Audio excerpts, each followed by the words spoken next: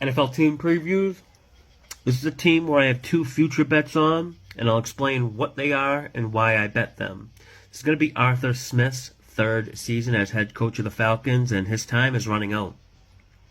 Last season's expectations weren't very high, as it was like kind of somewhat of a rebuilding year, but they did overachieve last season, winning 7 games with a win total of only 5. But bottom line, Arthur Smith is going to need to do much better than 7 wins if he wants to keep his job. Looks like Ritter will be the guy, and I'm probably a bit higher on Ritter this season than most people, and it has a lot to do with head coach Arthur Smith. He does a really good job at taking pressure off QBs. He called the highest play action rate last season, used a lot of pre-snap motion, and Ritter's not going to be asked to throw for 400 yards per game. He's just going to need to be a game manager for the old school, like smash mouth, run heavy type offense, which is rare in such a pass heavy league. It appears the Falcons are going to continue this run heavy style too. They did nothing in the draft to show they value passing the ball.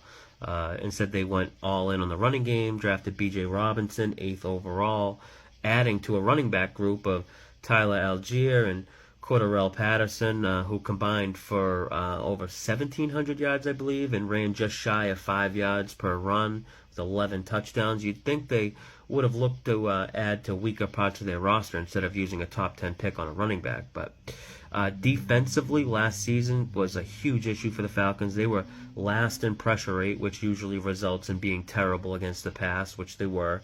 And when you adjust for strength of opponent of passing offenses, Atlanta finished last in expected points added allowed. And take a look at a list of some of these QBs they faced.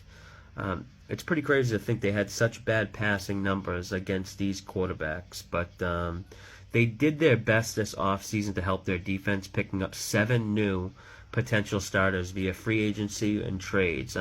Veteran defensive tackle Calais Campbell, got Bud Dupree. Hopefully they can provide some pressure that they had none of last season.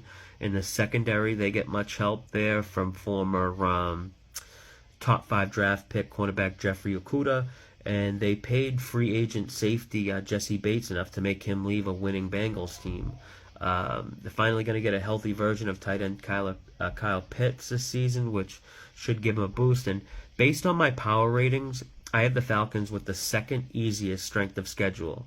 They play 6 games against bottom 5 rated teams. That's tied with the Niners for most.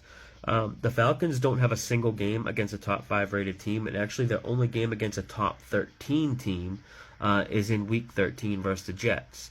The only real difficult scheduling spot is when they go on the road to Detroit in week 3, and then they go overseas to London to play the Jags in week 4. Last season, both the Seahawks and Saints had that same exact scheduling spot of playing on the road before going to London, and they both lost. But the Falcons' soft schedule is a big reason I bet the Falcons over 8.5 wins. Their defense never really even gets tested in the first 10 games of the season. Falcons will face 4 rookie quarterbacks, a first-time starting quarterback, and then an unknown starter for Arizona, all within the first 10 weeks. And keep in mind, they play these young quarterbacks early in the season. If they face them later in the year, it wouldn't be that big of a deal because those inexperienced quarterbacks would have some games under their belt. Falcons are playing in a division that's crumbling around them. Tom Brady's gone. The Bucs have a lot of moving pieces. They'll have to try to get together and make it work. Panthers have new coaching staff, rookie quarterback. The Saints are the division favorites, but they're the smallest favorite of any division in the NFL, and they have a lot of questions. Alvin Kamara is suspended. Michael Thomas is a question. Will Derek Carr, work as a new QB there? Falcons over 8.5 wins seems like a good bet, but that's not the only bet I have on this team. I also bet Arthur Smith to win Coach of the Year, which Coach of the Year is basically an award on just most improved teams. So my regular season win total bet is semi-correlated to Arthur Smith winning Coach of the Year. Falcons haven't been above 500 in a long time, and 9 wins could get Arthur Smith the Coach of the Year award. And in general, I'm just really high on teams who have a solid running game. It just gives you so many benefits, but with Atlanta, it seems to come at a cost of having no passing game, and you can't really just pound the ball on the ground if you're trailing in games, but it's an offense with a ton of weapons and upside. We saw a glimpse of what could be a great combination of Drake London and Desmond Ridder.